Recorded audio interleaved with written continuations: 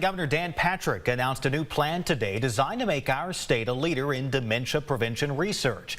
As KLTV7's Lauren Tier tells us, the research priority would be an investment to help bring more experts and more studies to the state. I think everybody here would agree we would love for science to put us out of a job. And the push for that science is coming from the state level.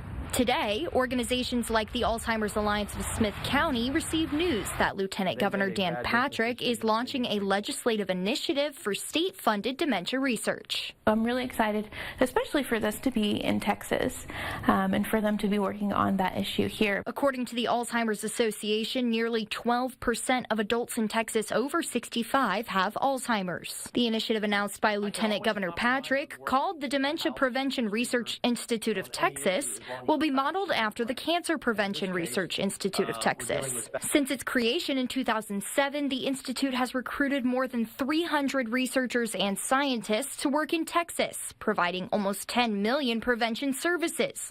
That includes screenings and vaccinations all across the state. Rebecca Smith of the Alzheimer's Alliance of Smith County hopes DPRIT will have similar success. I'm really excited to see what kind of caliber we're going to get of experts in the field, and for them to be in Texas is just, I think, a great step up for us and for other agencies. Lieutenant Governor Patrick's statement reads in part, "Just as we are leading on cancer research, Texas can be a world leader in combating dementia, finding treatment, and one day a cure." The initiative must first be passed in the Senate and House before it will appear on ballots as a constitutional amendment. The final decision in the hands of voters.